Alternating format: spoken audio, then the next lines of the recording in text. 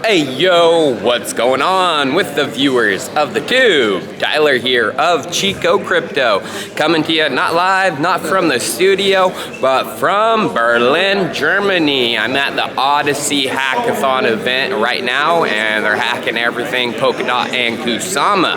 But let's talk about Bitcoin, because I haven't talked with you guys for a few days. Bitcoin price is basically going sideways. Not much going on since Sunday, June 19th. We've been bouncing around 20K to about 21.5K. Might have gotten a little bit above that. So basically what's happening is the price is starting to settle after the craziness of Celsius, 3AC, and all the others, the big deleverage event. But I want to just let you guys know that I think this is the calm before the storm. We're going to go sideways for some time, the calm. But there is a storm coming, a capitulation event. Even bigger, well, actually, probably not as big as 3AC and Celsius, but it is going to be big, and it is going to get everyone thinking that the markets are done, over with, kaput. So let's talk about it. So the big capitulation dump. What is going to be the reason? Why will this happen? Well, we got to talk about, the dump from 30K to 20K, Why did that happen? Well, that was a deleverage event of all the big lending protocols out there. And a hedge fund, but the hedge fund was basically leveraging their assets to continue kind of like a Ponzi scheme. So we dumped down from 30K to 20K because of that. The next one is going to be a big deleveraging event, but it's not going to come from crypto hedge funds, lending platforms and the like. It's actually going to come from the Bitcoin miners themselves. So if you guys didn't know, the Bitcoin miners are currently fighting to keep their heads above water. They are fighting and fighting hard with the lower prices, the plummeting prices. Well, the cost of electricity is going up everywhere. As we know, we're in a, recession, almost recession, and the world's governments are hurting. So prices are going up across the board. And also they have increasing interest debts, which we're going to get into in a second.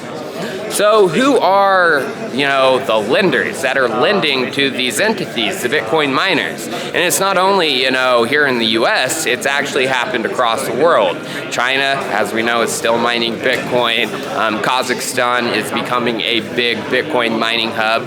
So a lot of entities took out loans to fund their operations in these places. So who funded them? Who was the one giving out the loans?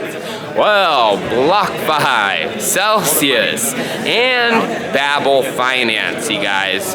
So, as we know, BlockFi is basically treading to keep their head above water right now. There's talks about them being acquired by some other entities.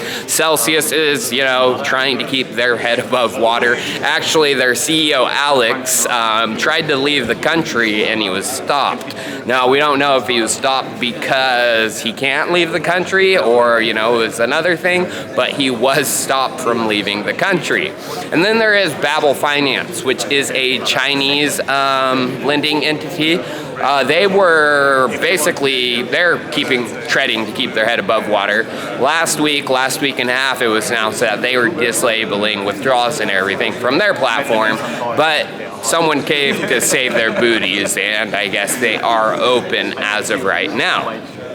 So what is happening? So basically some of these miners who took loans from these entities, they use their mining machines as collateral, you guys. So the collateral behind their loans is actually mining machines. So what this means is if they cannot repay their debt, all those mining machines, they turn offline. We are going to have a cascade of liquidations in the Bitcoin mining realm arena. So if you want to see what's going on in the space and, why this is probably going to come true. You just got to look at the facts, you know, some of the stats.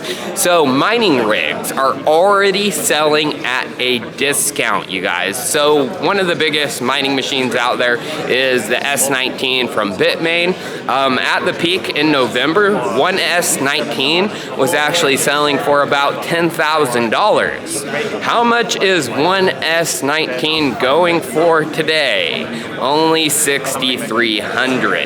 So basically the collateral backing these loans is falling. They're not able to pay the debt, and eventually these mining machines will be seized and then eventually repurposed. But in the mid to short term, it means a big crash in the Bitcoin hash rate. So if you didn't know, that hash rate is actually already starting to collapse. We got to a peak of about 231 million terahashes just a few weeks ago. But as of right now, we're just above 200, but we got to a low of below 200 million terahashes. So yeah, the miner hash rate capitulation, it's already happening. So what is my prediction for what is going to happen? You know, once we have this final deleverage event, the big capitulation that I see coming. Well, I have been talking about this for some time. I have a feeling it's going to come sometime in September. It's possible it's earlier, maybe August. Possible it's a little later into early October. But around that time, we are going to have a big capitulation event, which is going to involve not only the hash rate, but also the Bitcoin price. I have a feeling the hash rate is probably going to crash down to about 150 million terahashes per second, which is a pretty significant drop from the peak of 231. And Bitcoin is actually probably going to drop down to 14,000. So if you didn't know, in every cycle, Bitcoin cycle that's happened, there has been this final deleverage capitulation event, which has to do with the miners. The hash rate drops and the Bitcoin finds its bottom. Back in 2018, it happened towards the end of 2018, and the hash rate actually dropped by about 60%, and Bitcoin went from about 6K down to 3K, a drop of 50%. I don't see the price, you know, cutting in half, but it is possible that it does cut in half from 20K down to 10K. I see about 14K. So now let's talk about what I'm doing in Berlin, you guys. Well, it all has to do with Polkadot. Yes, I'm here for Polkadot Decoded, one of the main hubs. So I'm going to be talking to a lot of the projects that are working. Odyssey Momentum, I'm actually having an interview with those founders. And if you don't know what Odyssey Momentum is, it's basically a metaverse hub for collaboration. Collaboration not only with content, but also collaboration with, you know, music, collaboration with development, and it is pretty amazing. I'm going to have a lot of content coming in about that.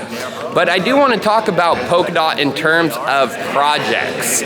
So if you guys didn't know, DYDX, one of the biggest perpetual exchanges on Ethereum, has decided to drop Ethereum and their Ethereum layers 2s and is going with Cosmos. And they say they're doing it because it's able to provide what they need while having the most decentralization. No, you guys. If they wanted the most decentralization and the scalability they needed, they would have went to Polkadot. I'm actually dropping a video on that this week, and I have a feeling it's going to lead to another large exchange on Ethereum, dropping Ethereum and going with Cosmos, one of the largest decentralized exchanges out there. So let me know, you guys, down in the comments, you know, if you want me to create more content here at Polkadot Decoded, if there's any certain projects you want me to talk to. I'm sure a lot of you guys are like Moonbeam, Moonsama, ones that I've covered. But if you're a Polkadot head and you have some other projects that you think I should talk to, let me know down in the comments, please. And then, yeah, you guys, I have a feeling we are going to have a big capitulation. It's coming soon. I mean, we are already almost into July.